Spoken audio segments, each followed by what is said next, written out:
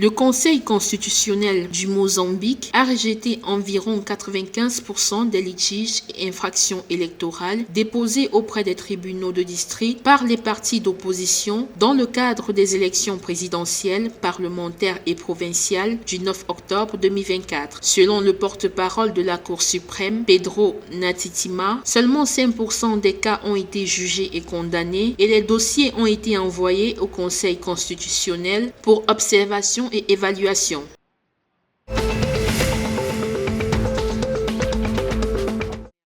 En Namibie, le gouvernement a investi 10,1 milliards de dollars dans les infrastructures éducatives, a déclaré samedi 2 novembre 2024 la directrice exécutive du ministère de l'Éducation. Selon l'autorité, le gouvernement a construit au total 419 écoles à travers le pays depuis 1992. Actuellement, le pays d'Afrique australe a enregistré 2036 écoles accueillant 896 311 élèves. Cette initiative du gouvernement souligne son engagement à promouvoir et à développer le secteur éducatif, d'après la directrice exécutive.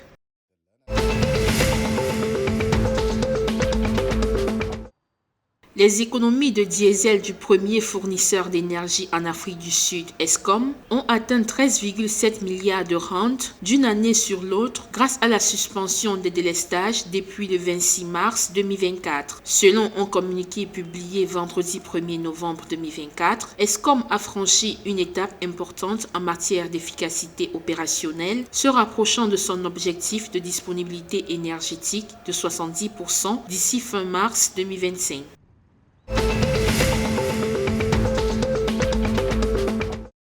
Près de 600 000 litres de carburant ont été saisis dans 2 chantiers navals dans la province de Bango en Angola samedi 2 novembre 2024 par le service d'investigation criminelle SIC. Selon l'institution, les 2 chantiers navals étaient utilisés pour le stockage, la contrebande, la falsification et la vente illégale de carburant aux provinces de Luanda et du Zaïre.